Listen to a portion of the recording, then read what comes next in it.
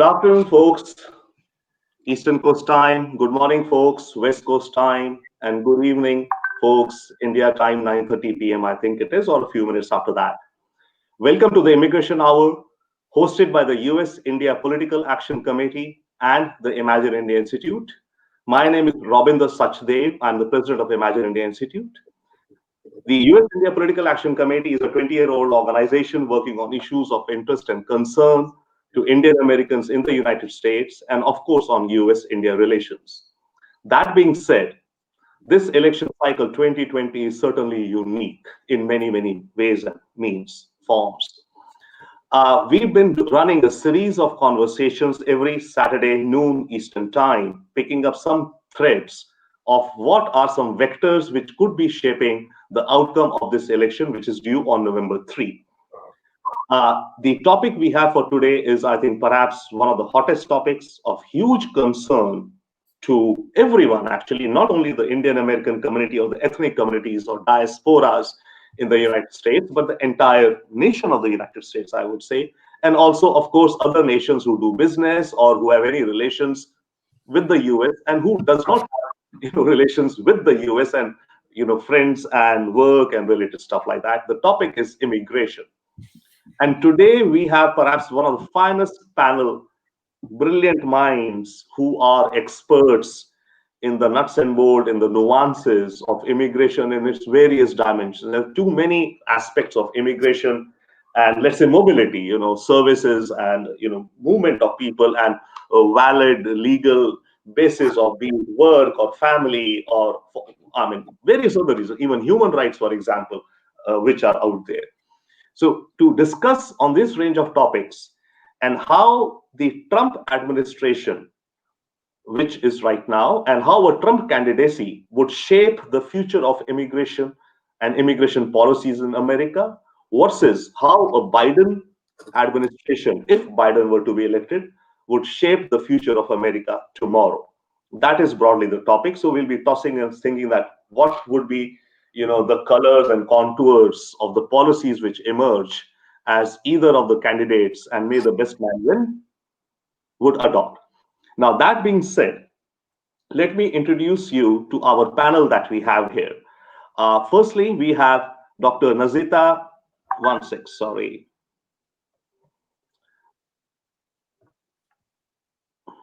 Dr. Nazita Vajevardi.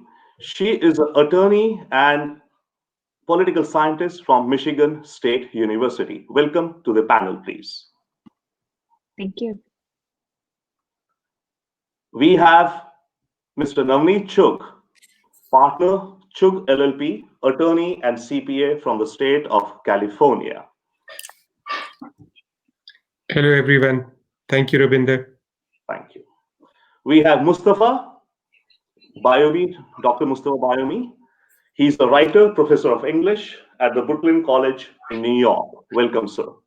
Thank you. Thank you for having me today. Pleasure. We have Ira Kurzban. He's American civil rights and immigration attorney based out of Florida. Welcome, sir. Thank you very much. My pleasure. Now, may I then start off this conversation, and of course, we'll be joined with one of our other panelists, Rajiv from Mumbai, who specializes in immigration issues much more from the H1 perspectives and IT workers perspective. But each one of you would come with your own set of knowledge, experience, and wisdom to share.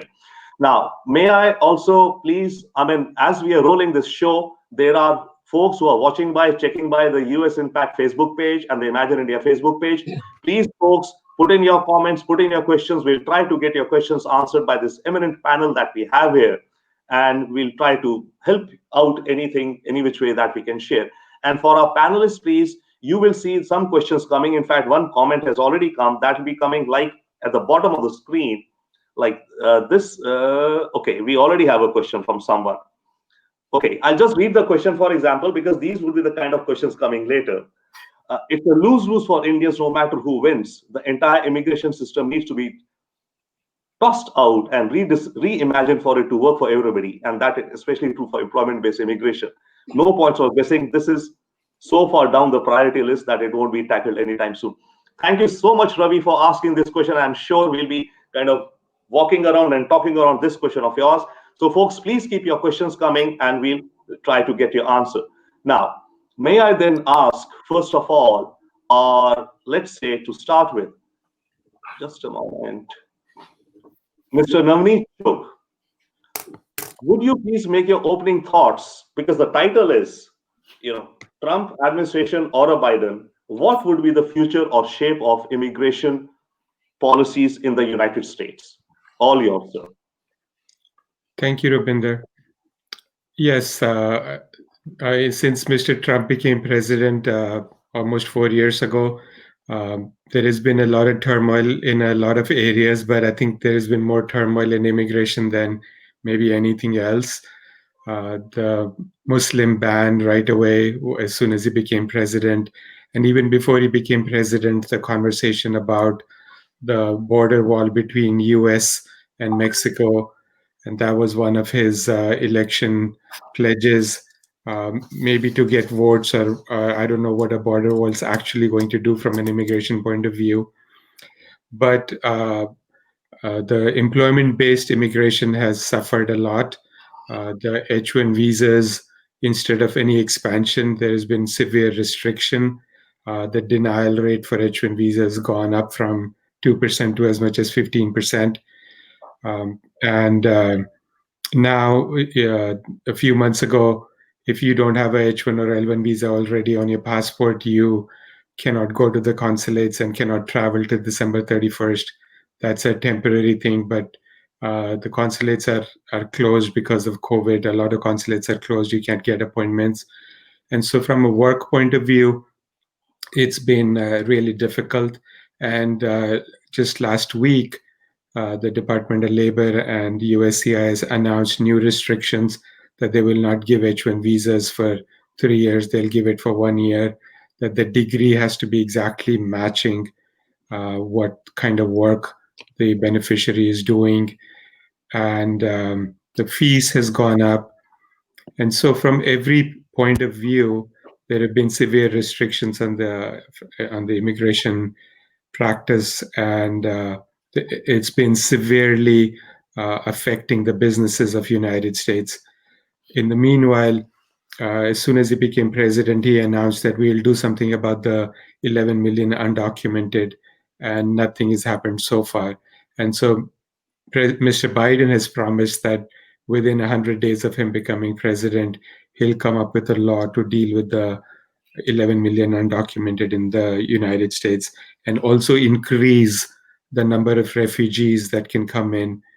And of course, the last point is that the asylum and the refugees that were coming in, and how the kids were separated from the parents and put in cages. And there's 500 plus kids that still can't find their parents, or the government can't find their parents. Very stark. So thank you so much for your opening thoughts, Navneet ji. May I now invite Dr. Nazita Lajawardi for her opening comments as to what you see. The present, I think, yes, we can, and Navneet has very nicely, wrapped up, given the context of some of the salient features and the challenges actually which are out there. So what do you see that a Trump administration, what would be the future of immigration, and a Biden administration, what would be the future?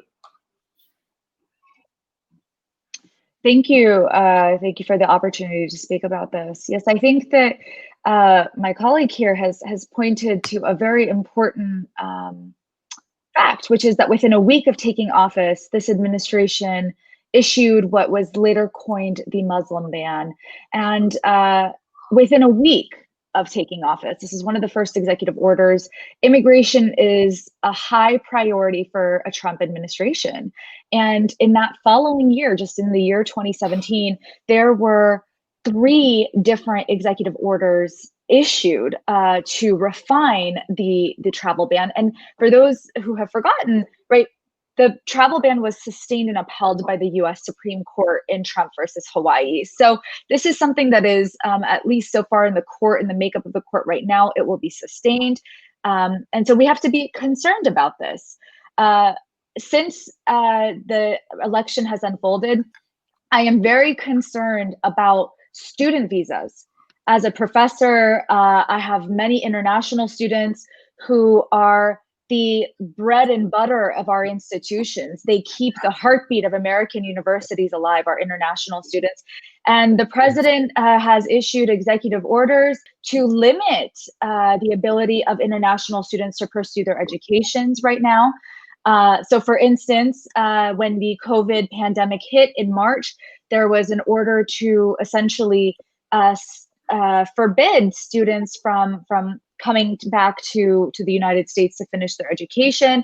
Prior to the start of term, there was a threat that there would be another order. In fact, there was an order, and then many universities contested it to prohibit students from taking online classes and being full students. And now there is an additional executive order to essentially limit the ability of students to pursue an education based on their national origin. So for instance, students from Iran will, they're only limited to 2 years under this policy. So I worry about, the missing families of these 500 young kids, these migrant kids. I worry about the fact that the most brilliant minds around the world are not coming to work in our companies, in our institutions, because of this new immigration regime. I worry about the future of higher education. I worry about how, as professors right now, we are trying to have classes, on Zoom and bring in students from all over the world. And I wonder how sustainable that is. I wonder about the intellectual future and the economic future of this country under the current immigration regime. I believe that immigrants have added so much in terms of intellect, in terms of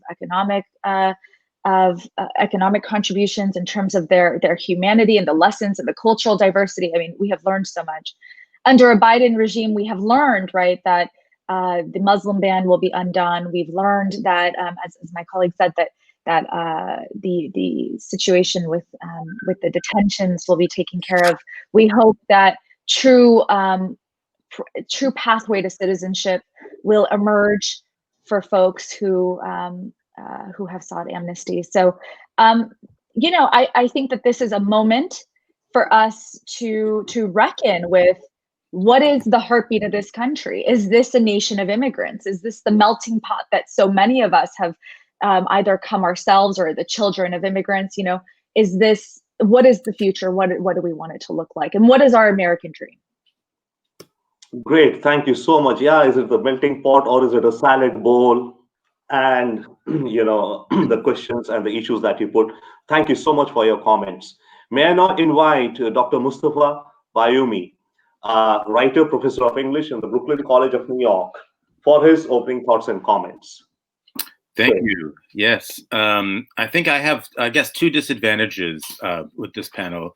The first is that I'm going after my esteemed colleagues have already raised most of the issues. So I'll maybe focus my comments on a couple of issues. And then the other disadvantage perhaps is that I'm not an attorney, unlike it seems like the rest of the panelists. So I'm not going to address this necessarily exclusively from a legal point of view. In fact, I'm not also an attorney, sir. Fair enough. Yeah, fair enough. We need the salad bowl. We need diversity. We cannot have groupthink, please. I do think, though, that it's important to recognize that when the Trump administration began, like they came barreling in on a platform of white nationalism, and all of these positions that we're discussing today really have a basis in trying to maintain a white country, trying to keep the country as white as possible for as long as possible. And a large part of that derives from a kind of anxiety that is found, especially along the right, when the far right axis in this country, around the year 2044. Demographers will tell you that around the year 2044, you're actually going to have a country that will be majority minority, that the country will no longer be mostly made up of white people. And this, I think, is deeply threatening to a lot of people within this administration. And they're trying to do, especially people like Stephen Miller, who's the architect of many of these policies. And so I think what we see is an ideology that's at work. It's not just an anti-immigrant ideology. It's actually very much an ideology that's targeted towards keeping the country white. And what that has manifest is also a kind of much more belligerent enforcement along the border. So even with ICE and CBP, the Customs and Border Protection, the shackles have come off, you could say, and they're extremely aggressive in their enforcement. Many people would say that in fact they're contravening all kinds of human rights on a daily basis with what they're doing. We also see, I think it's excellent that we're paying this attention to the Muslim ban. Very important element of the Trump administration's policy. One of the things that I think is extremely important to underscore is that it took the Trump administration about 3 times before they were able to get it through the courts, right? As Nazita was telling us. And there was a decision recently that allowed DACA to remain. This is the Deferred Action Childhood Admissions Program, so that young people who came to the country unauthorized were able to stay in the country. Many people saw that as a victory, but in fact, I see that as maybe like the first iteration of the Muslim ban. The administration, if it is able to achieve, if they win this election, they'll probably go back to the courts, rewriting that same policy in a more fine-tuned fashion, just like they did with the Muslim ban, and they'll be able to achieve that. So the short and the long of it is that the administration has a strong ideological bent, the Trump administration, and I think that what we're going to see is an even stronger will to carry out that ideology if they are reelected. Now, on the Biden side, as people are saying, I think we're seeing a much more of a return to what life was like prior to the Trump administration. We want to see asylum admissions back up in the country. Right now, they're very close to nil. The Biden campaign has reached out to Muslim American communities, for example, and has said that one of the first things that they want to do is undo the Muslim ban through legislation. They want to take down the construction of the wall. I think Biden is somewhat hobbled a little bit because Obama, during the Obama presidency, was actually quite a deporter at the same time. So there was a different kind of that also was a kind of bipartisan complex negotiation that he was trying to organize at that time that essentially failed. But and maybe that music is my cue that I think I've spoken for enough time right now. I don't know any timing, sir. No problem. Okay, fair enough. Thank you so much for your thoughts. And I think, the first round is opening thoughts, and then in the second round, we'll get into it that, okay, even if what would really happen, okay, Biden administration seems to be kind of reconciling to bring around several changes from what a Trump, engine would do. But in case it's a Trump engine, then what are the challenges and how would those challenges be played out? That would be the second round. But let me also, in the meanwhile, welcome our fifth panelist who was kind of having some technical issues. Welcome, Rajiv. Rajiv is from Mumbai. He's the founder of No Stops, software technology professionals. Welcome, Rajiv. This is the first round we are taking with opening comments. Now I'm going to Ira, and then after him, it would be your turn, please, and then we'll get into the second round. Now, may I invite Ira Kuzban, American civil rights and immigration attorney, Florida. What are your opening thoughts on the topic of the day that we have today, sir? Well, first of all, I think my colleagues here have really covered the whole field quite well. I will say, just to add to it, Trump and Miller, if you listen to what they say, they're very clear about the direction in which they wish to take immigration, as they are about many things in the country. And they have said repeatedly, they just want to have an immigration point system. So in kind of going back to the of white nationalism, which I think Mustafa has laid out very well and I think is accurate. They are white nationalists. They really don't make much bones about it in terms of saying where they want to go and what they want to do. So what is it that they want to do? They want to end immigration as we know it. They want to end family immigration, which they call chain migration. They want to end business immigration. They want to end the right of people to be employed in the United States who are not citizens or residents. And their concept is to have a point system. And the point system, I will promise you, if they get reelected, will look a lot like the national origins quota system of the 1920s. Their goal is really to have white, educated Europeans come into the United States, and that's it. And, they've really said it. I have to, in some ways, laugh about it, because if you follow the town hall of Trump the other day, when the woman asked him about DACA, the first thing he said to her was, well, where are you, where is your family from? And she said, oh, Russia and Poland. And his response was, good. What he said, good. And it was like remarkable. And then right after that, he said, yeah, we need a point system in the United States. So they've been very upfront about where they're going. And even if you look at the bans, there's now a complete ban on most immigration into the United States. They even ban immigrant immediate relative parents, which is extraordinary. In other words, we've always considered immediate relatives, spouses, children, parents of U.S. citizens as kind of sacrosanct. They cut off even U.S., the parents of U.S. citizens in the latest ban.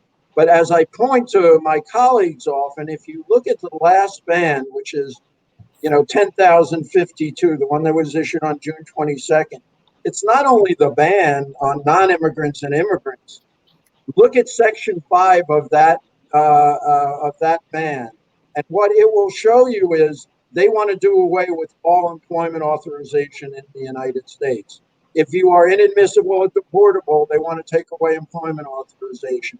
If you've ever been arrested for anything, no matter whether it's minor or not, they want to take away employment authorization. So their goal ultimately is to end immigration as we know it. And I think people fool themselves because they're doing it in a very systematic, step-by-step manner.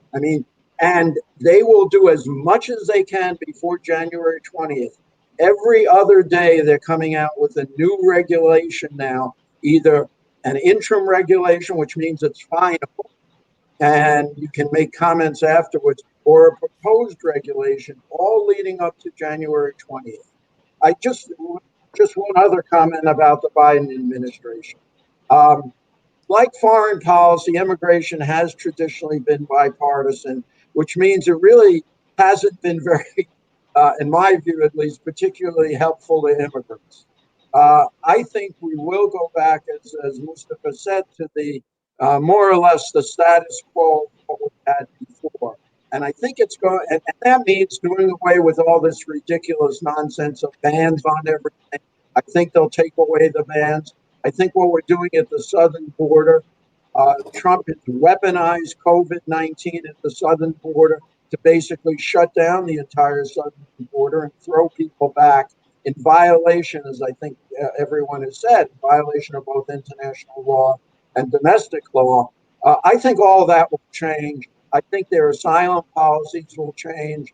But I think in many respects, it's going to be an uphill fight, even under the Biden administration, for employment issues. Things like H1 visas, I think, will not just go back to where it was before. There's a lot of people, both on the Democrat and Republican side, who feel strongly about that. But there are opportunities. And the one area I really want to talk about is most people don't realize since 1990, we have really not had a positive immigration law in the United States. We have not increased visas. And that's directly, I have to say, due to Republicans. And people need to realize that.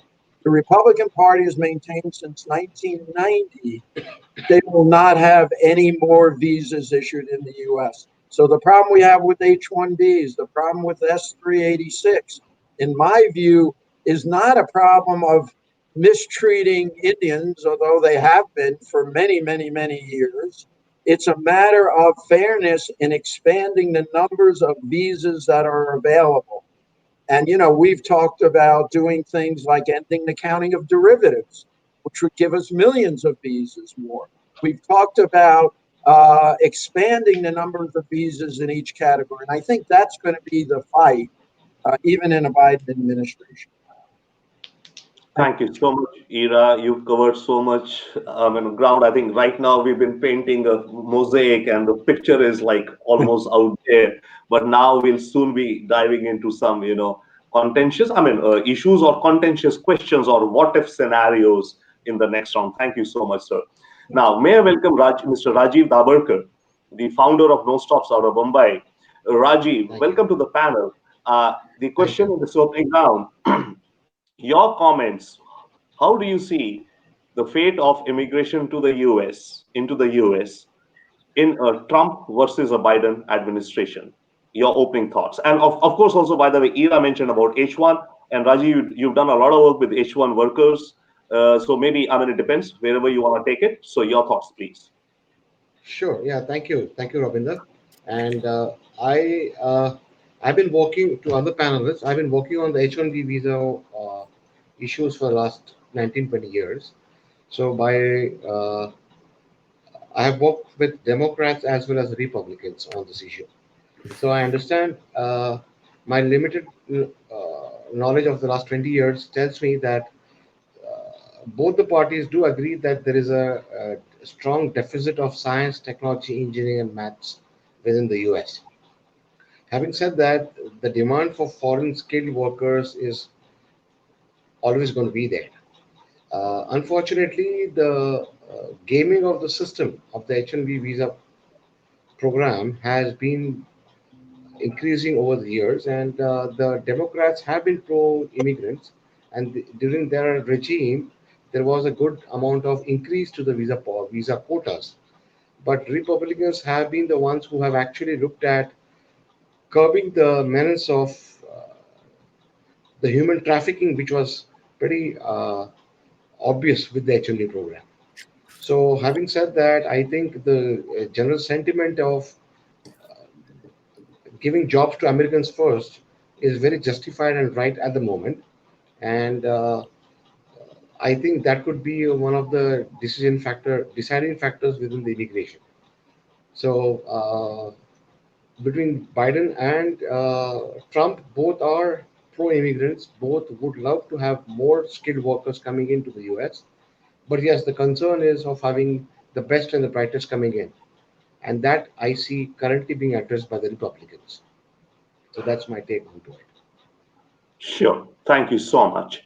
Now, may I invite Navneet for the next round? And now we can get into more, questions and a reflective conversation. So, Navneet, what are your thoughts? How would this, let's say, assuming it's a Trump, Biden administration, it seems our panel is pointing out, would be kind of more favorable to immigration. That's the sense I'm getting from our panel right now here, right?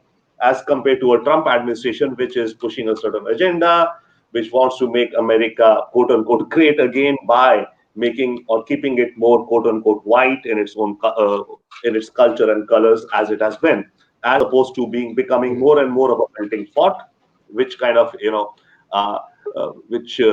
one sec, I think Navneet, yeah, here is, yeah, sure, thank you. So Navneet, how do you see, supposing if it were a Trump administration, where do you see the challenges coming for which ones? Would it be more the corporates? But on the one hand, you see American corporates for their own interests are pushing for, H1 especially, or immigration on skilled workers basis, right? So where do you see the contentious issues coming up, and what chances do you see if there's a Trump administration? Firstly, what are the challenges that you think would be faced by whichever sections or segments? And what are the chances you see that those concerns would be resolved? Or would that, if once policies are set, it's steamrollered, then would that be the America we will see as the Trump regime would envision it? What is your thought? Right. So I think the if Mr. Biden wins, for instance, there are big issues that he'll have to address. He has to first address the hundreds of interlocking actions Trump has taken. There have been 400 executive orders regarding immigration since Mr. Trump took over.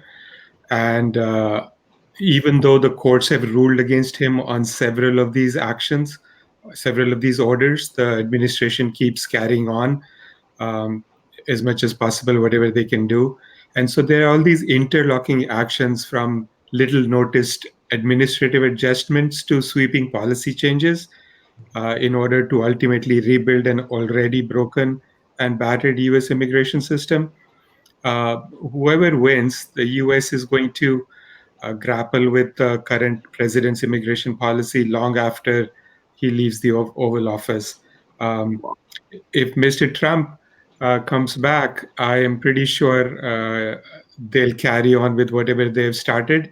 Uh, as Ira mentioned, that the first policy Mr. Trump, the first statement Mr. Trump made with regards to immigration is, why can't we have more people come from Norway? And as long as Steve Millers of the world are there, that policy will continue. Uh, Maybe I'm just hopeful, but uh, I remember Mr. Trump, after he became president, a few months later, he was on television in an interview, and he said, I'm not against immigration. I'm not against Mexicans. I'm not against H1B. I'm not against the 11 million undocumented workers. If Congress wants to put together a bill, a comprehensive immigration bill, and send it to me, if the Republicans and Democrats can agree on it, and if they send it to me, I'll sign it. I have no issues. And I couldn't believe that which meant that he has no policy of his own, no preference of his own, no agenda of his own. If the Democrats and Republicans can come to an agreement, he'll sign it. The other thought that some people have is that maybe if Trump wins, maybe we'll see a different person, because if he wins again, he will not need his base, and he will not need to please his base anymore. And we all know that Trump was a Democrat for dozens of years, and he supported the Clintons, and he wrote a check, which is floating around internet. He wrote a check to Kamala Harris's Senate campaign. And if he doesn't need to please his base anymore, maybe he will start to do things that no other president has been able to do, which is to do a comprehensive immigration reform. The last time we had a big immigration reform was in 1984 or so, or 1982, under Reagan. And if he doesn't need the base anymore, then maybe we will see a different kind of Trump, a Trump that has lived in New York. I don't know how you can live in New York and how you can be in the hotel business that uses primarily foreigners, not US born people, but Central Americans, South Americans, as workers for his hotel business. I don't know how you can be a New Yorker where people from the 200 countries on the planet live, and you see them on a daily basis. If there is a melting pot in the world, it is New York. I don't know how you can be anti-immigration if you actually lived in New York. So maybe I'm just hopeful, but I keep dreaming that if he wins, we will see a totally different Mr. Trump, without running after his base and pleasing the base, because he won't need them anymore, because he's not going to run again. And if Mr. Biden wins, then I think it's going to take Mr. Biden 4 years to unwind what Mr. Trump has done in the last 4 years. That's some very fantastic insights you're sharing, Navneet. Thank you for sharing. And we have several viewers, people who are watching by, coming back and see. We have some people liking and all. May I please request any guests who are watching the show to put in your questions so that we can, take advantage of this brilliant set of folks out here and, help kind of at least talk through some of the questions you have. So please put in your questions and comments, and we'll be more than happy. This is being broadcast right now on US India Political Action Committee Facebook page, as well as the Imagine India Facebook page. Now, Namni, that there were two very interesting points you said. That one is that there are about 400 or so interlocking orders, executives, policies which have been set into motion, and Biden administration would, if there was any Biden administration, would take a long time to kind of unravel that. I'm reminded of something similar maybe in the sector world field of environment, because even in environment, for example, a lot of changes have been made over the time, and which again would need, if a Biden administration comes, and they have a different agenda, of course, so they'll be grappling with that. So that's an interesting point. And secondly, the other point that you mentioned is actually is very politically savvy point. If that comes through, you're saying that a Trump second administration, since he would not be beholden to his base or anyone for that matter, because second term is all you have, then he could get more in his element, and I mean, he could maybe really kind of in a way solve the immigration issue in a big picture. So that's a very sunny picture perhaps you're painting. Thank you so much. May I Sure. now invite, yeah, Dr. Nazita. Now, from your perspective,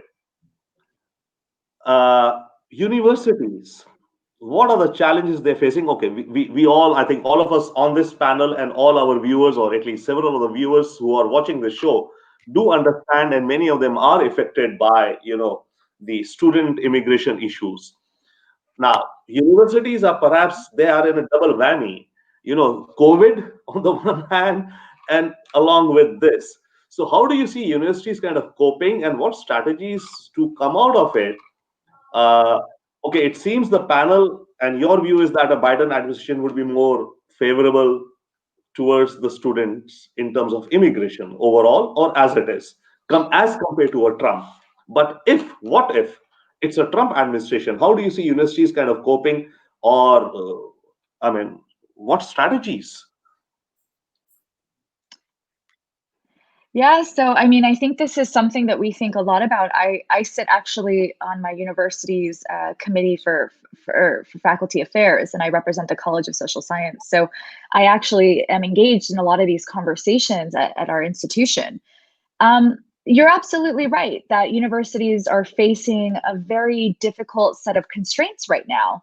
On the one hand, of course, there's COVID and they worry about the livelihoods of their students, and things have moved online for many institutions.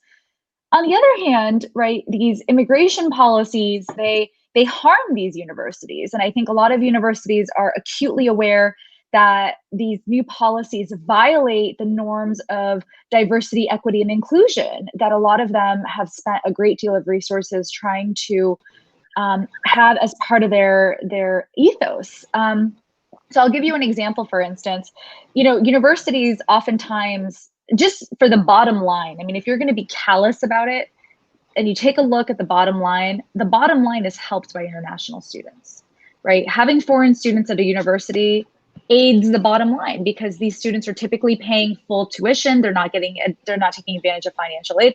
These students are contributing financially in great ways to universities. Right now, universities are admitting more students from inside their own states and even out of state, but to try to sort of supplement that income, right, that they would have made from foreign students. So that's a very callous way of looking at this. I think universities actually they thrive based on the diversity of their students. It is important for universities to have a mix of students from where the university is located, as well as from around the world.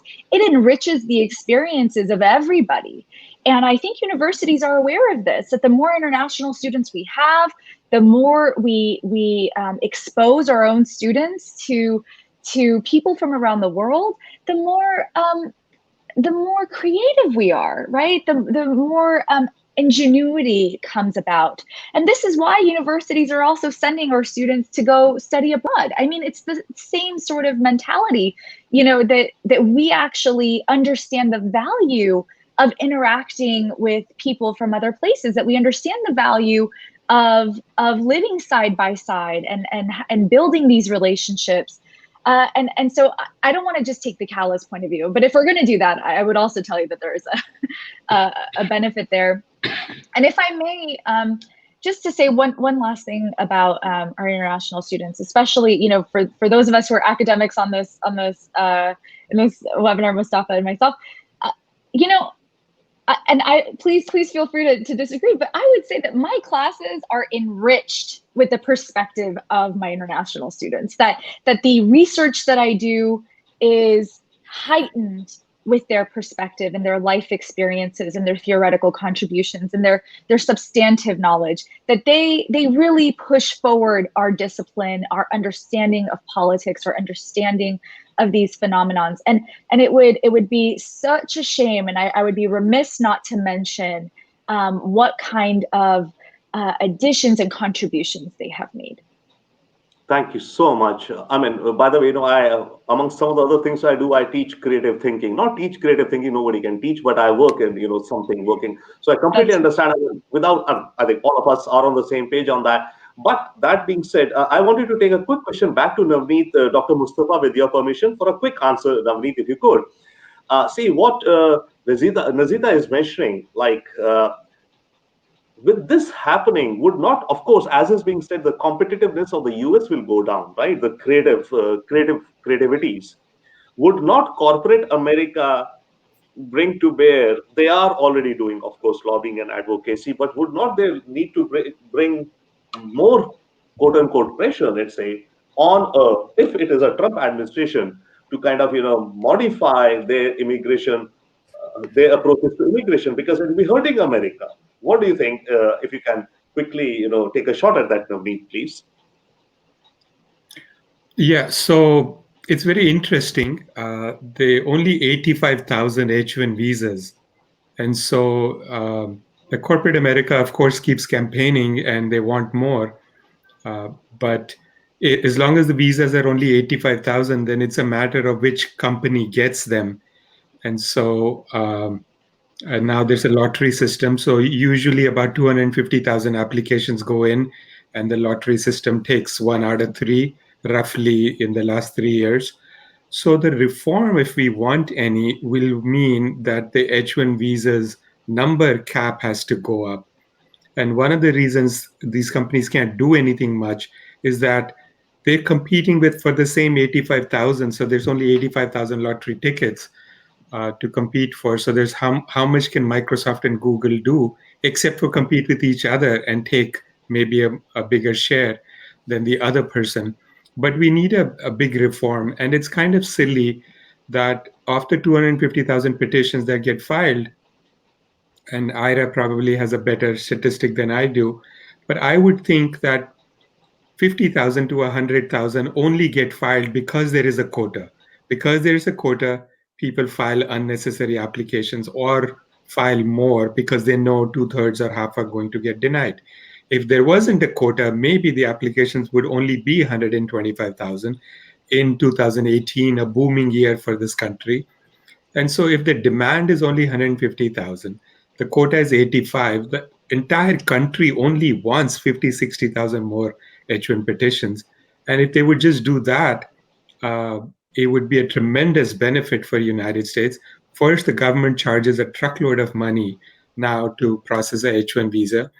And then the most interesting study I've seen is the 85,000 H1 visa holders that come to the United States, they only save 3 to 4% of their salary, let's say a salary of 100,000, and send $3,000 to $4,000 outside the United States. The balance, $97,000, is spent in the United States on rent, on food, on travel, on entertainment. And so the US literally loses just $3,000 per person that they maybe send to their parents and families back home. That's all. Thank you, Navneet. That's a very interesting insight. Very interesting insight. Thank you for sharing. Now, may I come to Dr. Mustafa? Slightly moving, you know, from these legal eagles discussions, right? Of course. The point is that, let's say, if it's the Trump administration, right, what it signifies to some extent is a global trend also happening, right? Worldwide, it seems that governments are turning more inwards. Governments or even societies, let's say, are turning inwards. So if that is happening, then what do you see again? I mean, how would you comment on it? Because, and again, I'll posit it against or juxtapose it with what I was asking Navneet, the challenge for a nation, for a society, and what Dr. Nazita was mentioning about creativity, innovation, that and okay, fair enough. It needs maybe only another 50,000 H1s. It could add to that, but in a big picture, there's a lot more out there for creativity, competitiveness, globalization, and all there. So, would those tensions or those vectors, how would they interplay with the nationalist kind of sentiment which a Trump administration points out? And would that, if not in the first year, but maybe in the second year of a Trump term, if there is a Trump term, would it kind of bring about some change in immigration policies, what Trump is continuing at towards presently? What are your thoughts on that, sir? Yes, thank you. I think you're absolutely right that we do have an international movement towards a kind of narrow nationalist, populist nationalism that's, I think, damaging to a lot of different nations around the world, and actually exacerbating a lot of humanitarian crises around the world at the same time. And so we see refugee crises at the borders of Europe. We see Australia not taking refugees and offshoring them into different islands off the coast of Australia. In the United States, we see this policy, one of maybe the first time ever, where this Remain in Mexico policy that the administration has implemented. So people who are applying for asylum here will have to do it from another country, a third country. This is extraordinary. It's a way of trying to also, I think, keep the realities of the world out of sight, out of our own vision, right? And I think that that's damaging for understanding how we actually function in the world as independent nations and as a collective and as a planet, as a globe. And also, it actually will take away a lot of our own responsibilities for the fact that there are these migrations happening around the world. So, for example, I don't think that one can leave the United States out of taking some responsibility with the war on terror, the fact that you have massive amounts of people from Afghanistan now leaving that country and moving all the way over to Europe. We live in a collective society, in a collective planet. And I think that, what Nazita was talking about was very much the fact that we are all interconnected. And this idea that with an immigration policy that says that we can just wall ourselves off is going to be damaging to us, not just economically, as we've been talking about, but also deeply philosophically and just culturally on so many levels as well. So I think what we really need to do is change the conversation. I mean, I'm less optimistic, I guess, than Navneet. I don't think that there's going to be a true Trump coming off in the second administration. I tend to think that he's essentially hollow with a racist core. That's my sensibility, my sense of him, I should say. I do think, though, that there's one advantage, or there's one result that comes from a Trump administration, which is agitation on the streets, right? Like one of the first things that we saw when the Trump administration came and proclaimed the Muslim ban were these incredible amounts of agitation, impromptu rushes to airports to save people from coming in. It was really an inspiring moment in a lot of ways. One of the most inspiring things that I've witnessed in this country in my years here. And of course, it trailed off because partly the reason it trailed off was because there's so many more horrors that happened every month. There was something that one should be out in the streets for. But it is true. I do think that there is a certain level of public agitation. People are willing and able to go out onto the streets for different issues and have been able and willing to do that over the course of the Trump administration. Now, there's two problems with that. One is that we have a new Supreme Court that's probably going to be constituted very shortly, and especially when it comes to immigration matters, the system in the United States tends to defer to the executive branch when it comes to matters of immigration. And then if we have a Supreme Court that is tilting right wing, no matter what the agitation on the streets, it seems that the results might not be the ones that we would like to see.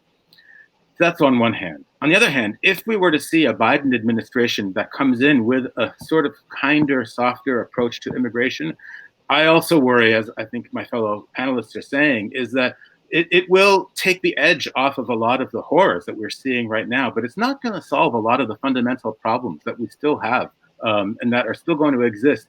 And with the Biden administration coming in, there's going to be a lot less desire from the street to agitate, because people will fall back to the old conversations. And in fact, I think what we need to do is change the conversation. The statistics that Navneet was just bringing to us, I think, are deeply revealing. They should be part of our everyday conversation. You know, people who are unauthorized immigrants who work in this country, they also pay into Social Security, and they don't take the benefits from that Social Security. That should be part of our conversation.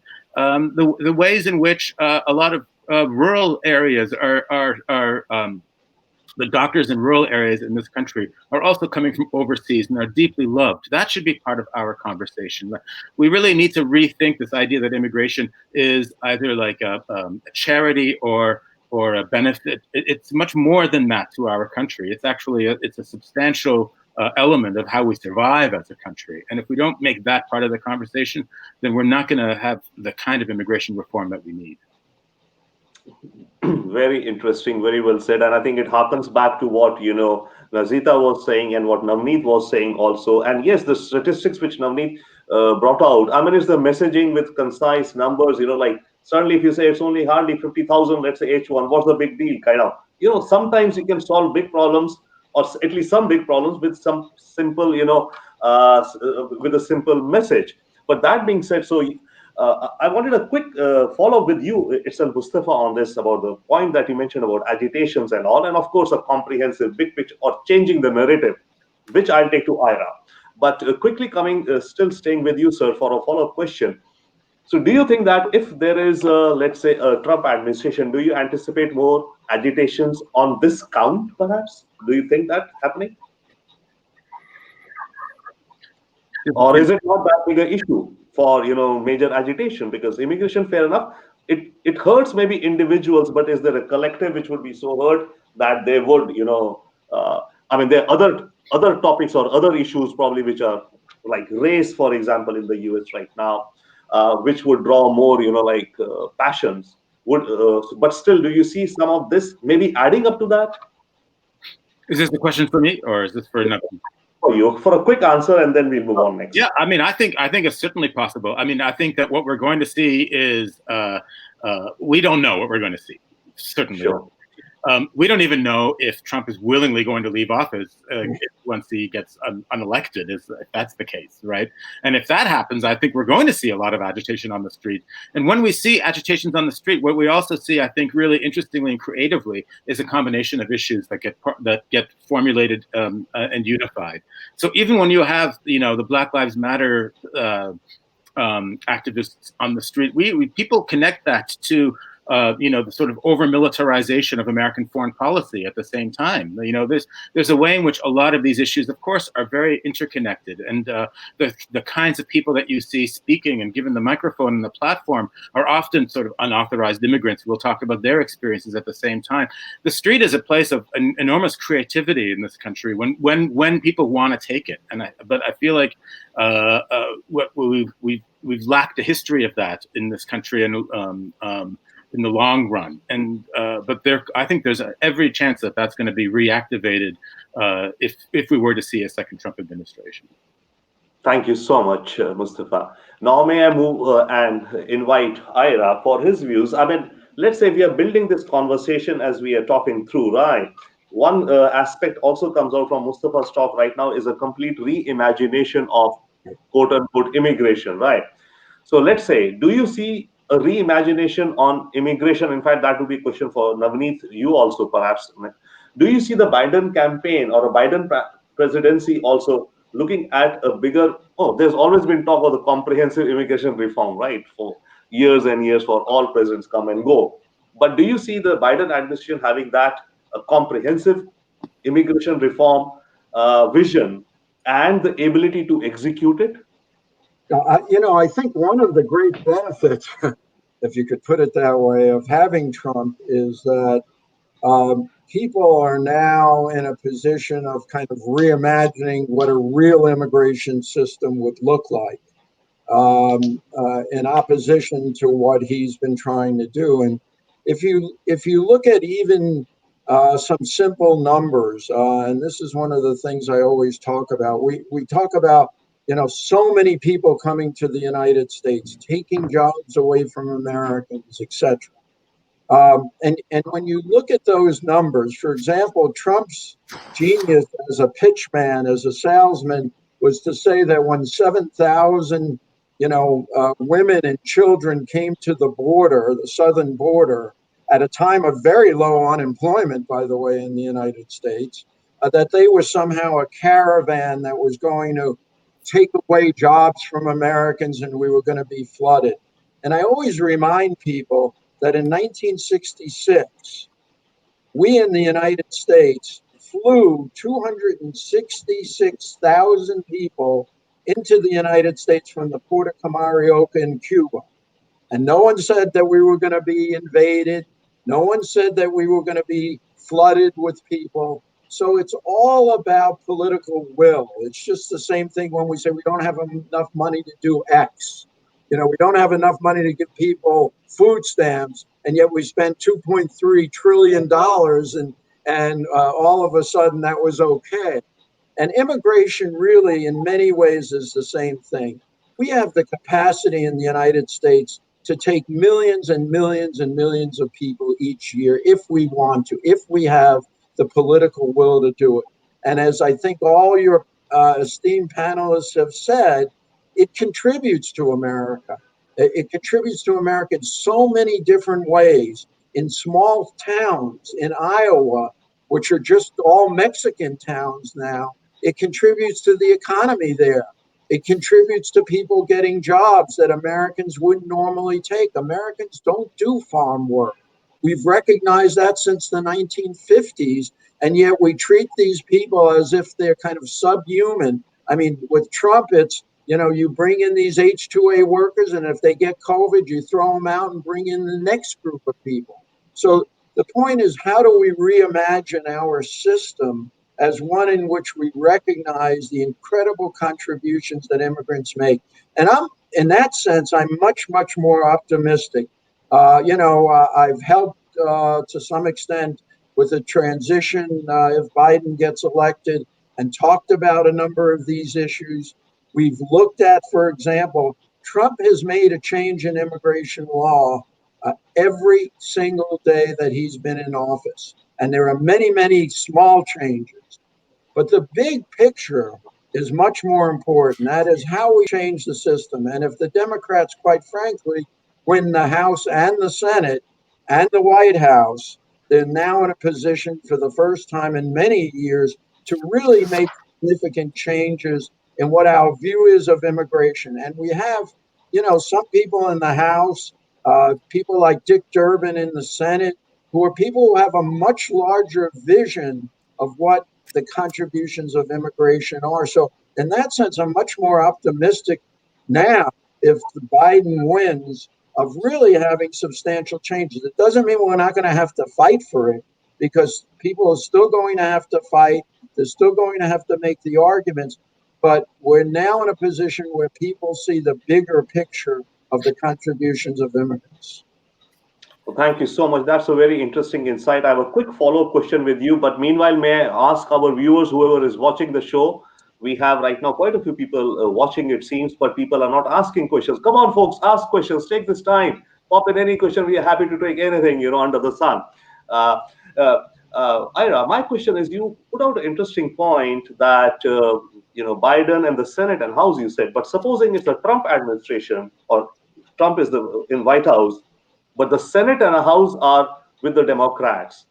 Do you see any leeway in immigration in that case, or do you see? I think the House and the Senate are Democratic. I think they will pass substantial legislation. There are hundreds of bills that the House has already passed, from keeping TPS to ending private detention facilities and so forth. These are all bills that are either passed or in front of the House, which they're willing to pass tomorrow. And if it's a Democratic Senate, will pass it. I'm not optimistic. I'm not sure I share the vision that Trump will change. I think, it's kind of a one-note view of reality. And, it is true that it will be his second term. But of course, Trump has said he wants 12 more years. So you never know in this craziness, what ultimately he's thinking about and what he's going to do. But it is a good point. I mean, I suppose if there are bill after bill after bill, which there will be passed if there's a Democratic Senate, what Trump will do, I suppose he can keep vetoing them, but it's going to look pretty ridiculous. Sure. Thank you so much, Ira. Now, may I come to Rajiv?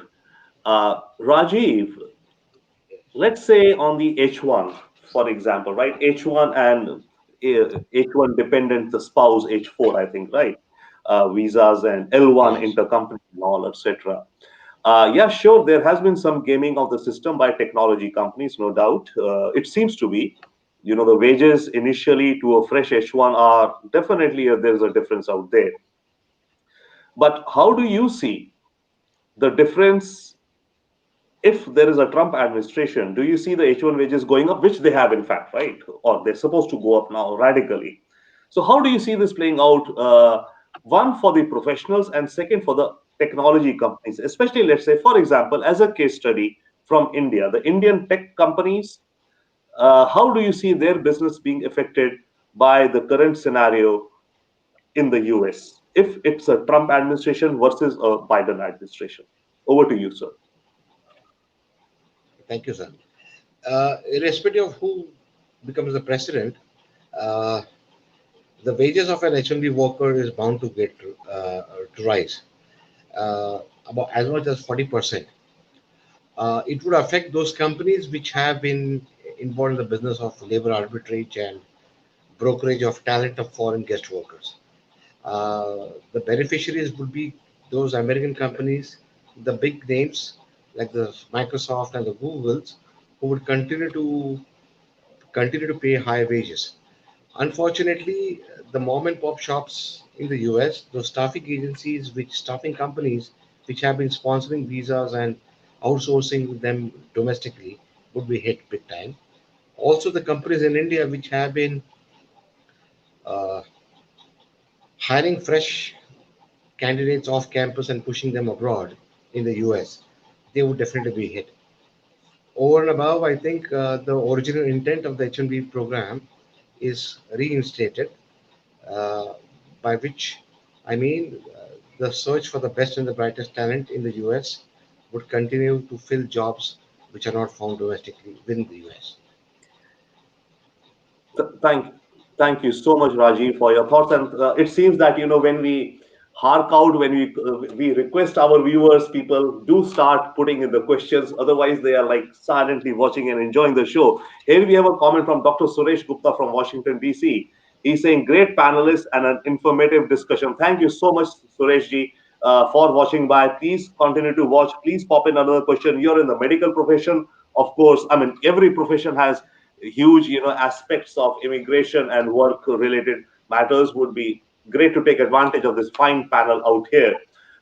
Now moving on to the Navneet, it seems, sorry, yeah, you have straight off a question, sir. This question is coming from Ms. Dolly Kapoor. So she's asking a question for Navneet. How would the immigration reforms affect the relations between the US and India, or Modi and Trump? Right. I guess Dolly's been thinking about this question for a month or two. It's such a tough question. What's amazing is that India doesn't make noise about how badly the immigration world of United States treats the Indians in the US. I mean, you could argue the other way as well, that US is one of the few countries on the planet that actually welcomes immigrants or used to welcome immigrants. But I think here's the one way to look at this. So there are these employment agencies around the world that if you want a part-time data clerk or data entry clerk or a receptionist or an accountant, you pay them money and they send you a person. And then if you call the employment agency and say, hey, I want to hire this person for good, then they want 25% of the annual salary of that person for you to have a perm uh, placement at your borrow the person for good. So the way I look at this thing is that of the 85,000 H1 visas, about half is consumed by Indians. So that's 42,500 Indians that US imports every year. So the government of India or the people of India or the country gives birth to these people, puts them through elementary school, gives them vaccinations, takes care of their health, puts them through high school, then college. And so the country of India has invested in these 42,000 people from birth till engineering college. And just when it's about time for these 42,000 people to contribute back to India, US steals them. And so they now contributing to United States and not to India.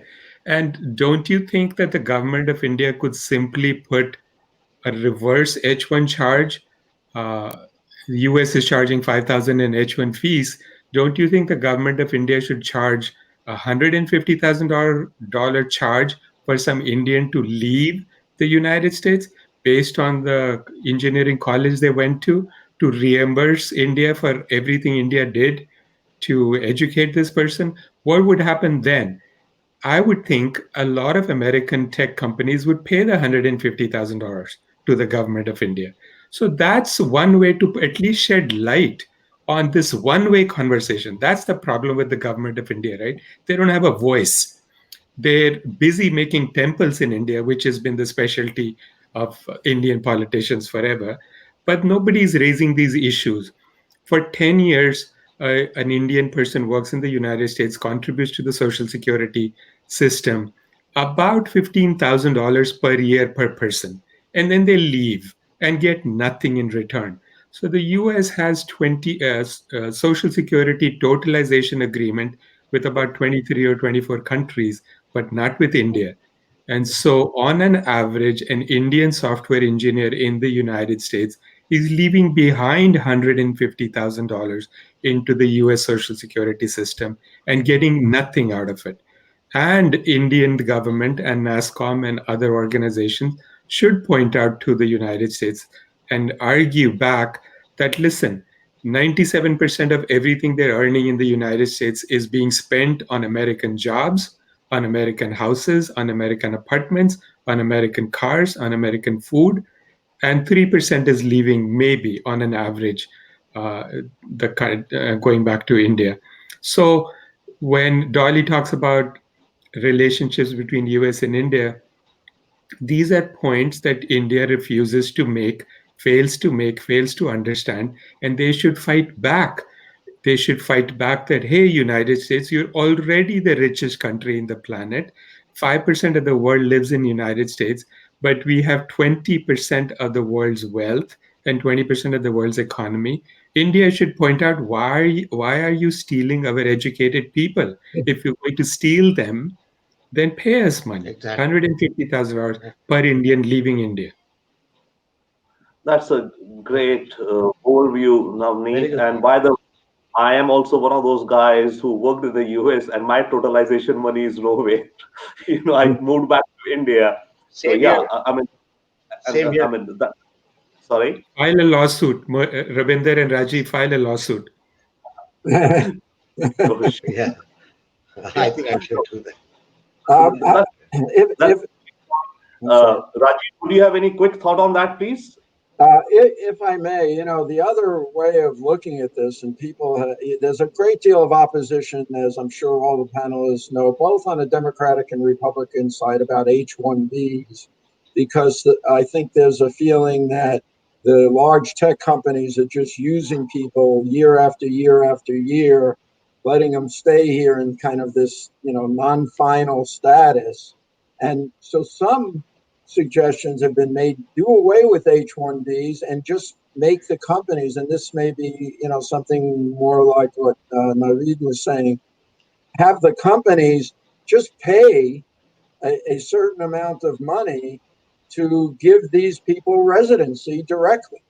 In other words, instead of doing away with the H1, doing away with labor certifications, this idea of testing the labor market, which I think most people find is not particularly satisfactory, recognizing that there's a shortage, and do something about having the companies just pay a fee directly, whether it's to India, to the United States, or both, as a way of compensating for these people coming into the United States and working. So that's another thought about it, because there is a lot of bipartisan opposition to H1s. And that's why I'm not so sure, even under a Biden administration, that these new restrictions, the raising of the prevailing wage and some of the other restrictions that were just put in last week or 2 weeks ago, would be taken off even in a Biden administration.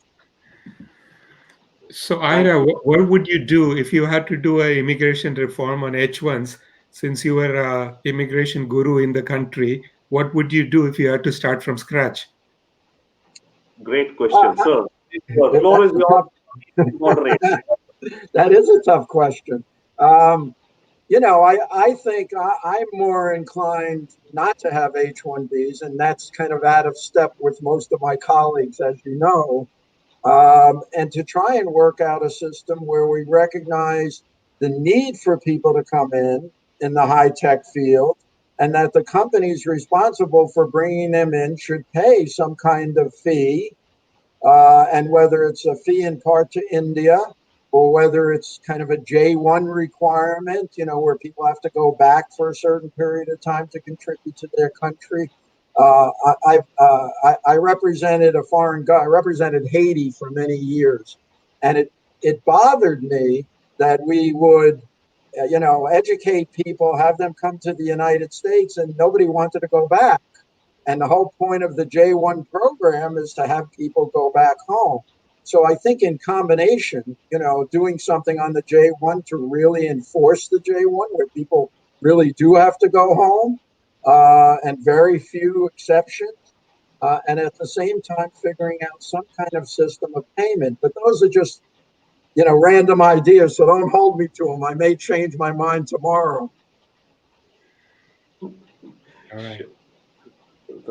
Thank you so much. I think what's coming out maybe is some senses like we are talking about, let's say, let the markets decide, if not the markets or something like that, like the markets, look at what they need, and because if it's the companies to do it, fine, they can set the terms or the quantum of the compensation and all. So to move out. Since you asked the question, Navneet, what would you reimagine?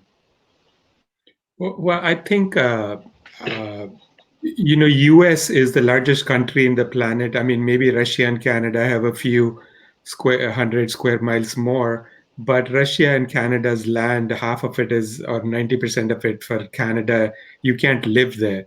So from a land point of view, US is by far the largest country in the planet, like by far. Every inch of United States is almost habitable. And US has about 8% of the world's land. And so if you had a magic wand to fix the world, the magic wand would only require to do two things: that based on the percentage of land you have of the world, you house that many people of the world. And based on the $100 trillion economy worldwide, every country should have the same percentage of the world's economy as their population. So if you look at that, uh, and if you were to equalize the world, India would have to let go of 1 billion people out of its 1.3 billion people if we were to do a population density equalization.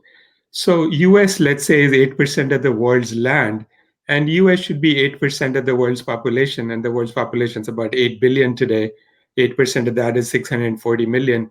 And it's not a surprise that today US houses exactly half, 320 million roughly. So I've got news for Mr. Trump.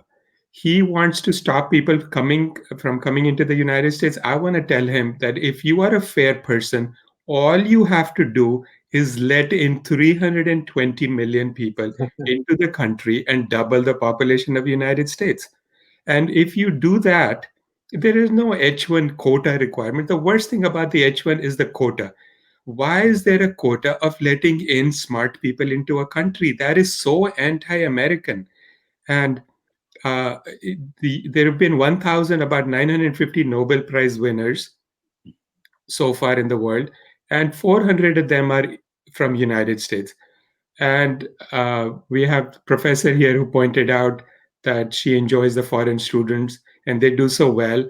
And somebody once said that how is it that after 400 people in United States that won the Nobel Prize, about 100 were foreigners?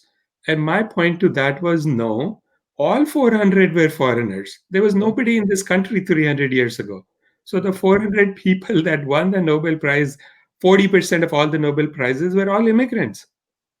And let me just follow up on that point, because this idea of having a point system and just bringing in, quote, smart people is inconsistent with the American experience. I mean, I always point to Google, right? The one of the founders of Google came in as a refugee, the child of a refugee. Stephen Jobs was the child of a Middle Eastern person who came to the United States. So this notion that we only bring in the best and the brightest and the smartest people is inconsistent with actually our whole experience as a nation. Because whether you come in as a refugee or whether you come in because you entered the country illegally, you can still wind up being, the founder of Google or a founder of, an iPhone, the creator of an iPhone. So I agree. I think that this notion that we have too many people, or we're taking too many people, as I pointed out, in 1966, when we were a much smaller country, we willingly just went and brought 266,000 people into the US, and no one said anything. So it's all about the political dimension of how you perceive immigration. And I agree with Naveed that, that we have the capacity to take so many more people in this country than we do. Thank you so much, Navneet and Ira, for such a stimulating blue sky, open sky thinking. I think that's what we forget the Bidens and Trumps of the world. We need, such objectives out there. I'll move on to Nazita, please, because a lot of it is kind of pertaining to, the students and, how you're shaping the minds and the future of the country. But in the meanwhile, let me also welcome, I think we have Sanjay with us, Sanjay Puri, the chairman of US India Political Action Committee. Sanjay, are you there, sir, please? Yes, Robinder, I'm listening very, very intently to some incredible ideas, some possible and some not so possible from your panelists. So thank you so much. It's a fantastic panel. Thank you for joining in, and we'll look forward to your comments. Let me take a quick perspective, because the conversation was flowing about talent and all, and some open sky thinking. So, Nazita, the point being that universities are the crucibles, where the minds and, creative talent is nurtured, the resources are created. How do you see this all panning out now? And would you have some, some thoughts hearing, like, let's say, Navneet and Ira, which you could also, toss out? Or, yeah, I mean, how are universities going? Yeah, I wish I was as optimistic as my esteemed colleagues here. I really wish I was. I think that if we have if we as a country make a decision on November 3rd to re-elect this president, I am not optimistic that there is a benevolent side to this person. I'm not optimistic that what he is not going to follow through on what he says. We learned this lesson with the Muslim ban. So many people during the campaign said, "Oh, he's never going to do that. He's not serious. He's not actually going to ban people." Well, I mean, we've learned the lesson that what he says he will do, he actually follows through on his word the best he can.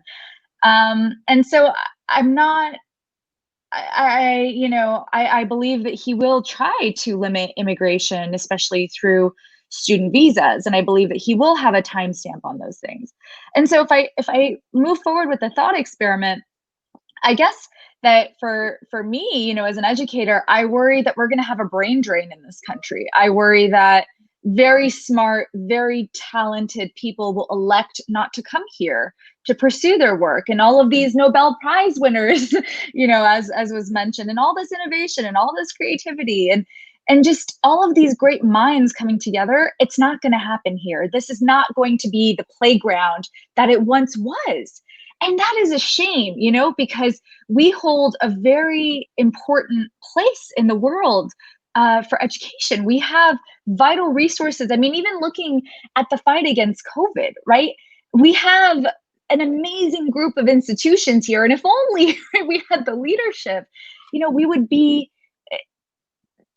our progress would be unconstrained. And I just think that, you know, what we're seeing is that there are limits to innovation. And I worry that we're going to lose great minds from coming here. And I guess, so what I'm about to say and what I have been saying is quite pessimistic, right? That we as a country are going to suffer, that we as a country are going to lose in the face of a second Trump term. But Nasita, isn't the brain drain good for the entire planet? Why does US have to have everything?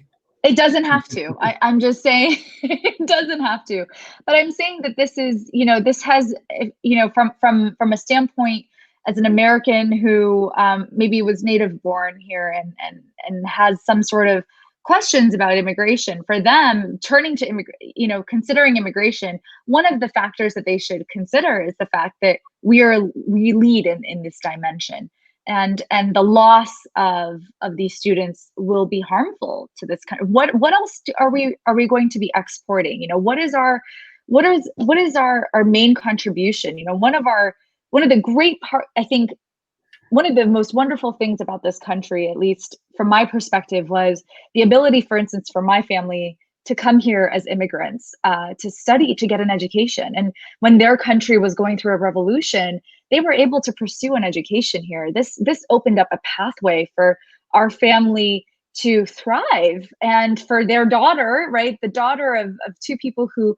really had to struggle just to get an education, to be in the position that she's in right now. And I think that story of the American dream in pursuit of an education is one that a lot of immigrants have when they come here to get an education. It's not just a dream by my parents, it's a dream by lots of people. And so that dream, while it doesn't have to be in America, and clearly, as we're seeing, some people don't want it to be in America, I think is at risk. And I think that's something for us just to all consider moving forward. And certainly, you know, great minds can disagree on that. Thank you so much. That's a dire scenario you're painting. From your perspective, what do you think if it were to be a Trump administration? Fair enough, absolutely. I mean, as I said, the US India Political Action Committee, we are a bipartisan, non-partisan platform. We welcome all thoughts. We encourage the process of, you know, thinking, reflective thinking, and participation. So the more, you know, it's these thoughts that which count. So we hope that people take the message. Each one would take their own message, so to say. So thank you so much. Absolutely, you know, a very perspective analysis. Now, may I invite Sanjay Puri, the chairman of US India Political Action Committee since the past 20 years, the founder. Welcome, Sanjay, for your opening comments. And then, you know, we are almost reaching the end. So what we'll do is that I know Dr. Mustafa was to be next. So may I take the liberty to invite Sanjay in between, please? Sir, with your permission. Thank you so much. So Sanjay, your opening overall thoughts, then Dr. Mustafa. And then after that, one round, everyone of closing, whatever thoughts. So Sanjay, your thoughts, please. The topic of the day, as you know very well. You had an amazing panel, so I don't know what I can add, but maybe I can give some contrarian points of view, because everybody is kind of saying the same thing in many ways. So sometimes a contrarian view also can be helpful. So when you look around this picture, what do you see? There are two people, at least originally I saw, were from India. I run businesses, I invest in companies. It really doesn't matter where the employees are anymore, especially after COVID. To me, you know, the employees could be in East Europe, China, and we have employees all over the world. So I understand the urgency was there that you bring talent here so that work can get done. I think after COVID and Zoom, that myth is kind of broken. I have a company, one of my companies here in Northern Virginia. My employees have not come to office for the past maybe 8 months or 7 months. At least mid-March is when they last came in.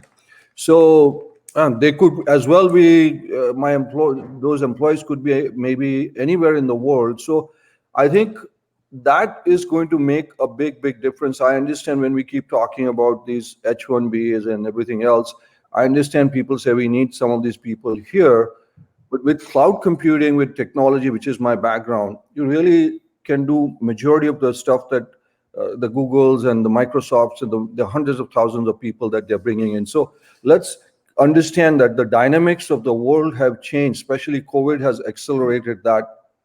Now, that might not be good for immigration law firms and stuff like that, but that's just the reality of where it is. I say it because, I deal with this every day. The second point that I would make is there are close to 20 million people who are undocumented, if that's the right word to say, or whatever the number is. Ara and Navneet would probably say better. When the Republican Party looks at that number, do you know what they see? They say Democratic voters there.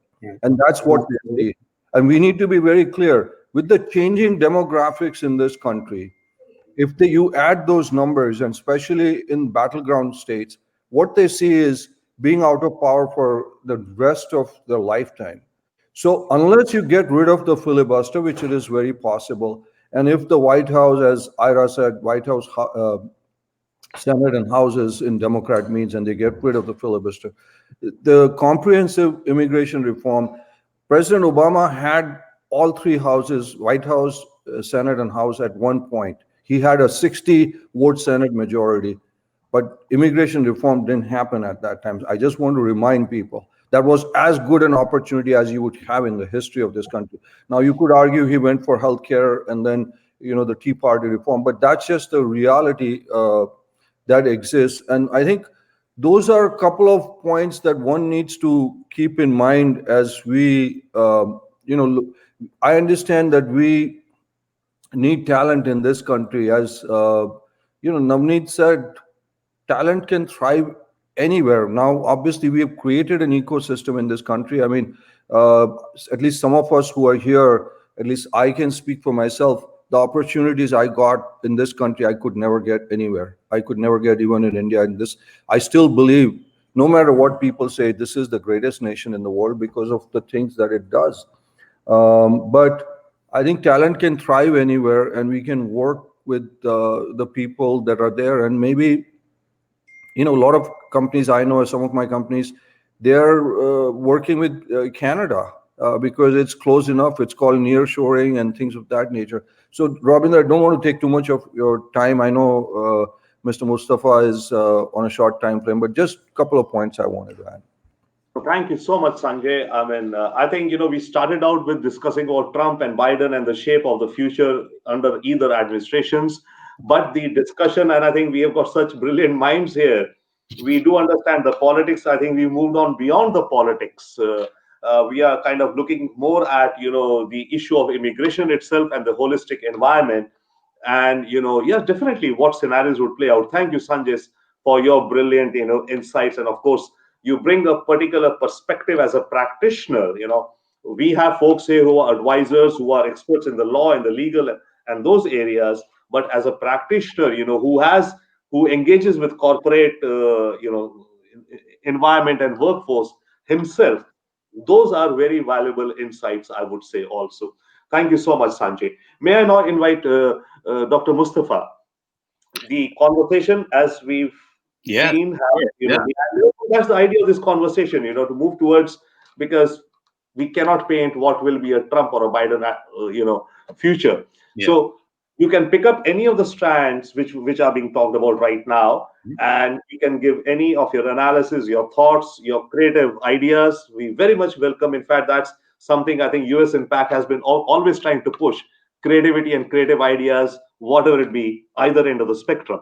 And after your talk, then we'll head into one round of closing comments from all our, panelists. As I told you at the start of this panel, that normally we think it's going to be about an hour, 75 minutes, 90 minutes, but it does stretch a bit more. And especially, we have, when we are enjoying the conversation, and our viewers are also enjoying the conversation. And once again, a call out to our viewers, whoever is watching it live on the US India Political Action Committee Facebook page, and as well as the Imagine India Facebook page. Please do put in your questions. Last time I put out this call, we got two fantastic questions. One was from Dr. Suresh Gupta in Washington, D.C., and one was from Miss Dolly Kapoor in California. And before that, we had another question from Ravi. I think Ravi is in Boston, maybe. That being said, please keep your questions coming in, popping in. I do see that we have quite a few number of viewers. We have about 56 viewers right now on my Facebook page live itself. So that's a decent number. People keep coming, looking, watching, going by. As I also mentioned, this recording would be available on YouTube, shared with all of you, and then you can further share with your friends, colleagues, their timelines. That being said, Dr. Mustafa, all yours, sir.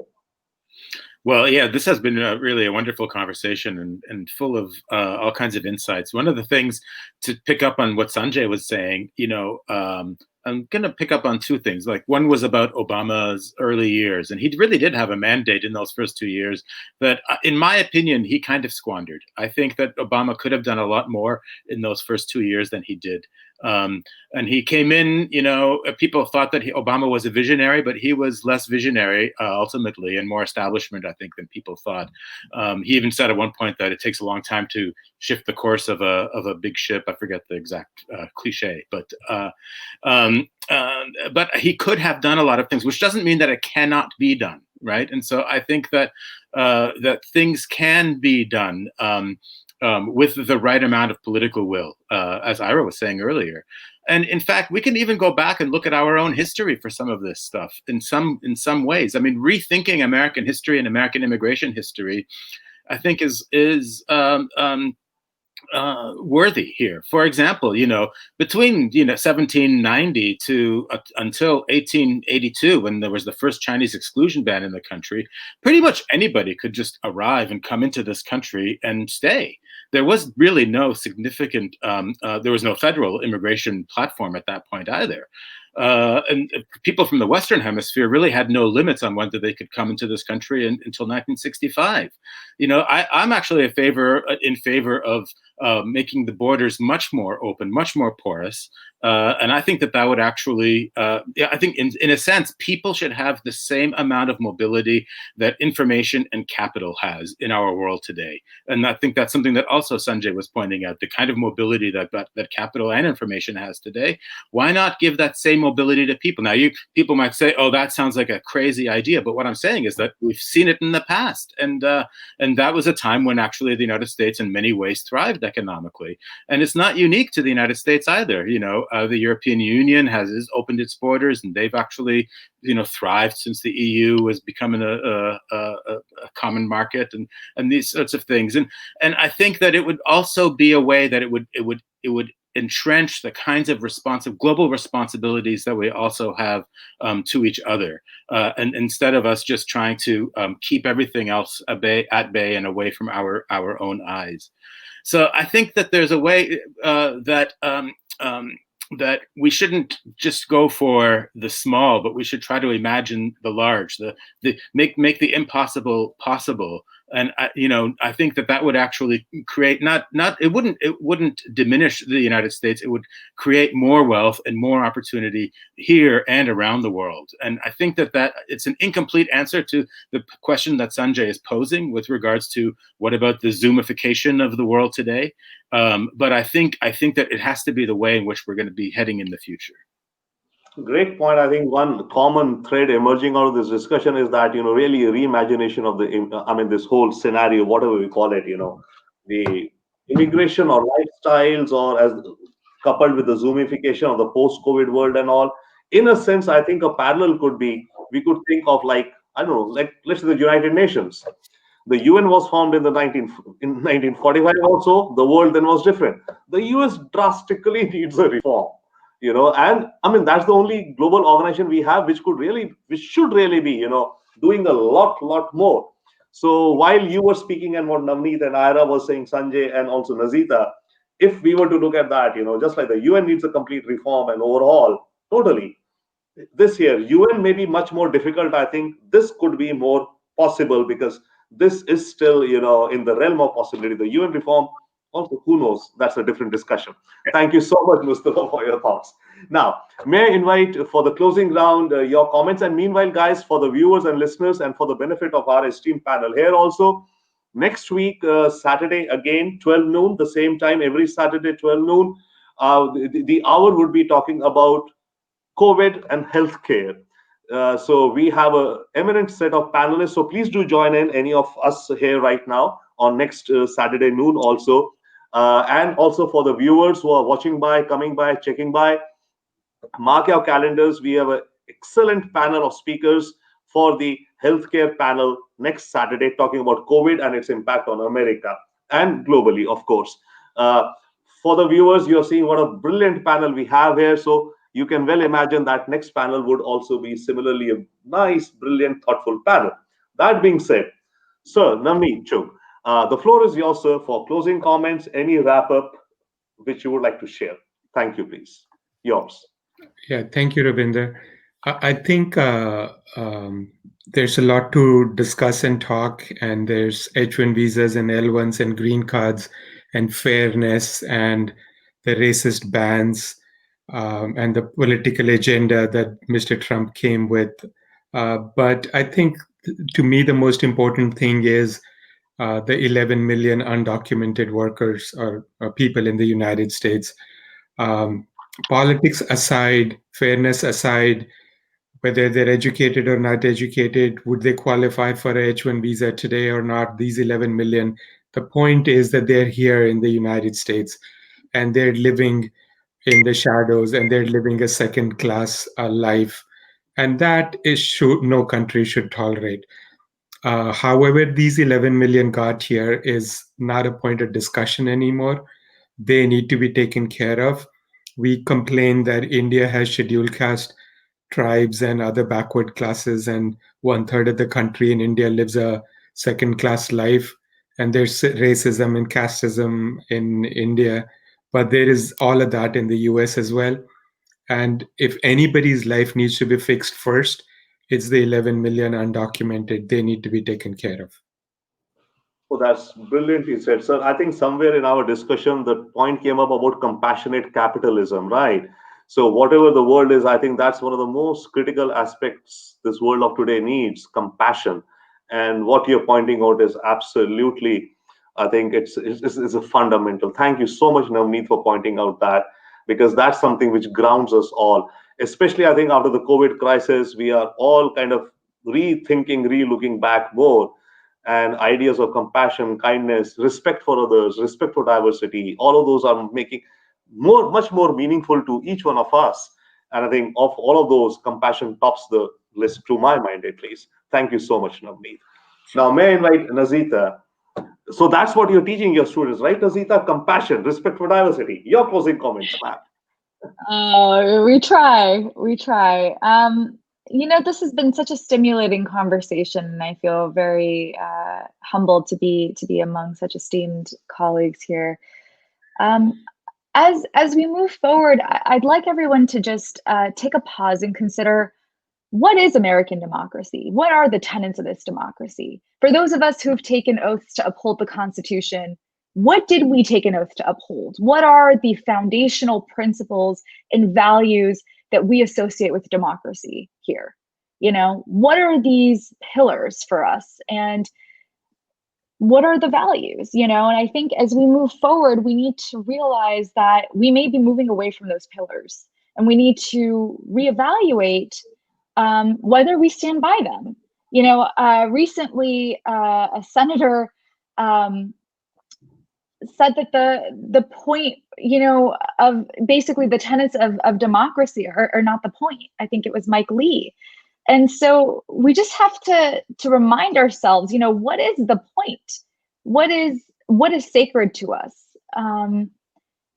I think for me, as I move forward, I'm going to be spending a lot of time thinking through, what that oath means to me, and asking my students to interrogate that. I think as we talked earlier, the American dream is rooted in, of course, the Constitution is an imperfect document and was imperfect, but I hope that we've breathed some more equality into it, and I hope that as generations continue, that we continue to do so. But yeah, that's kind of my parting point with all of this is, what is this vision that we have, and what do we want, moving forward? Thank you so much. Very profound, very deep, and certainly introspection, reflection, and really a moment to pause and think. In that sense, I think there is something. I think one of the speakers, one of us, said that something good out of Trump could be that he's shaken up the thing, so that when, let's say, some other one comes, they could try to shake up also. In a sense, like, relook and then move ahead. But at the same time, the American dream, the beacon on the hill, city on top of the hill. So where is that hill and where is that shining light, which draws everyone? Because if there's a light on top of the hill, people are attracted to it. And now if you don't want people to come, then what's the use of that light? In some senses, whatever. Thank you so much. May I now invite, I'm sorry, I'm missing the order, which was Mustafa, sir. Yeah. If, for your closing and closing. Thank you, Robinder, and thank you all for being here and for your comments. It's been so enriching to me. Honestly, seriously, it was really great. And what I would say is that I think it's also useful to look at, back to history again. There are times when there are ideas that thrive, and there are times when ideas have exhausted themselves. And that's been true in this country as it's been true around the world. And we tend to look, I think, at the immediate times, and we don't see necessarily the historical purview of what we're actually living through, because it seems to me that the ways in which especially the Republican Party is now constituted is a lost cause. The country cannot sustain those ideas for very much longer. And I'm hopeful, to be honest with you, I'm hopeful that we're going to have a Biden presidency in the future, in the near future. And with that, what comes with that, actually, it will have to be a reimagining of the Republican Party. It's going to be a new Republican Party, because those ideas that are there are antiquated ideas. And the ideas that we need to make this country and our world stronger are ones that are not based on division, are ones that are not based on hatred, and they're frankly based more on cooperation and opportunity for everybody. And so I leave this panel, I leave you all with that thought, hoping that we can turn the corner and find a new page for this country. Thank you so much, Dr. Mustafa. I mean, definitely so. I mean, we live through the times we don't realize we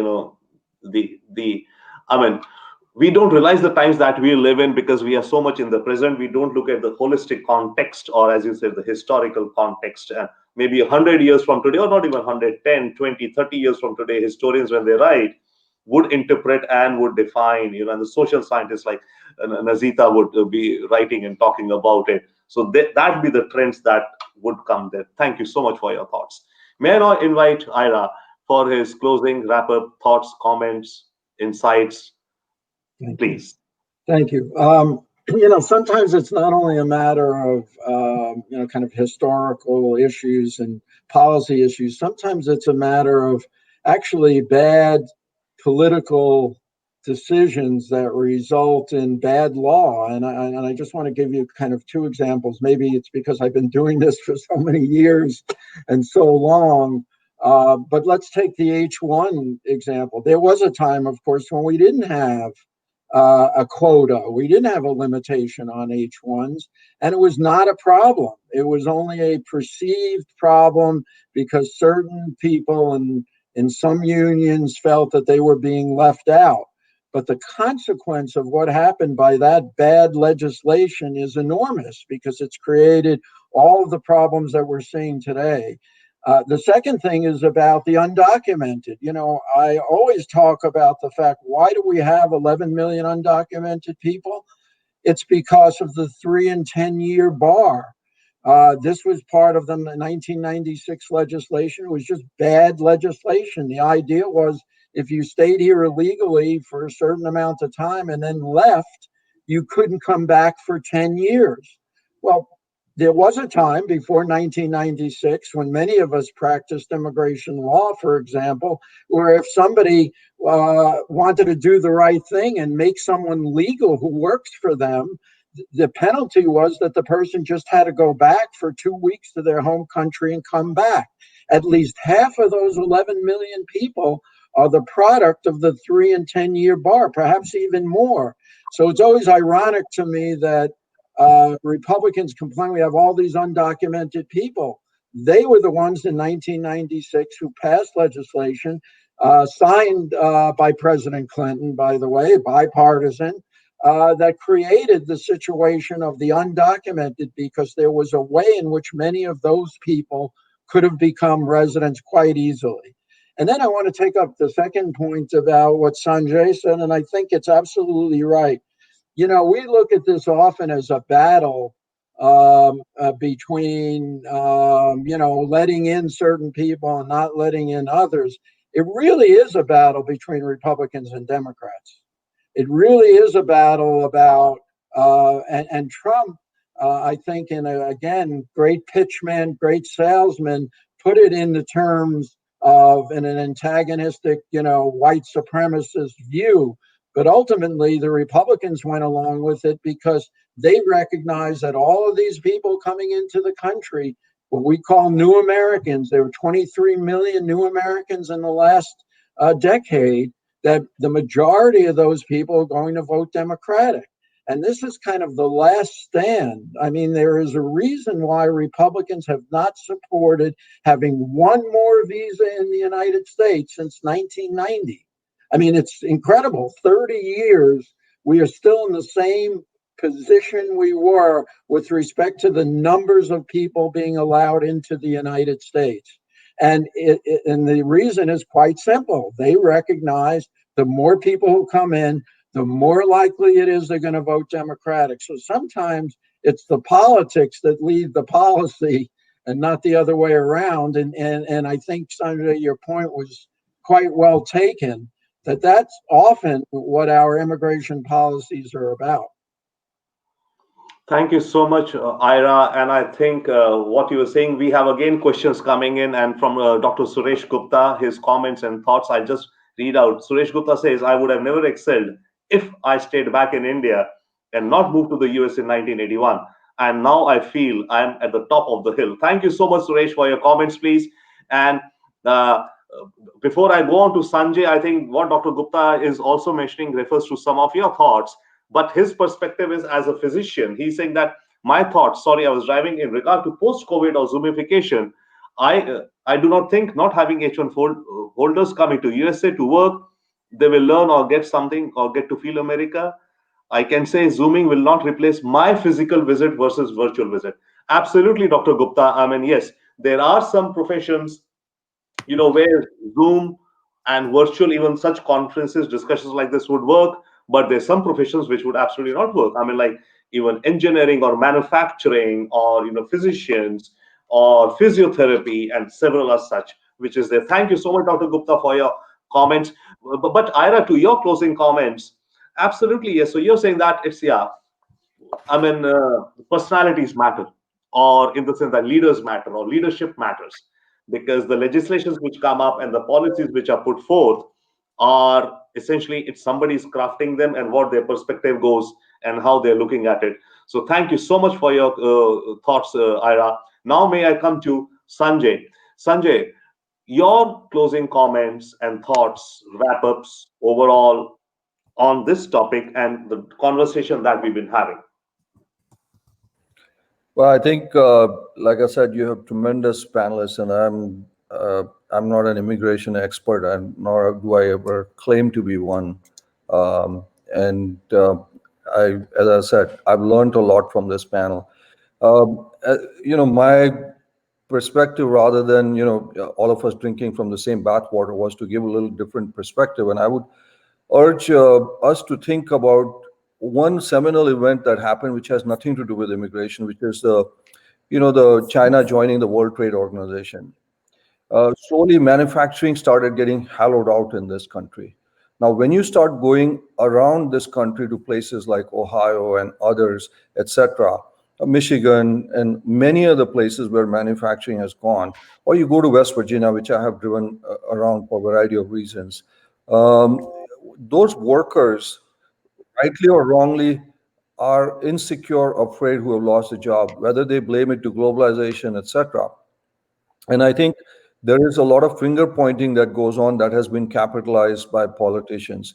So when you look at battleground states, whether it's in Pennsylvania, whether it's in Ohio, whether it's in Michigan, Wisconsin, those are some of the strains that are being tapped upon by the political people. And you had some of the consequences of manufacturing leaving here. I understand globalization is very important, but try explaining that to the workers who have lost their lives, because that is a critical part of what we are dealing with right now. And they're saying, who is to blame for this, whether it is a foreign country, a foreigner who's going to take my job, whatever else it is.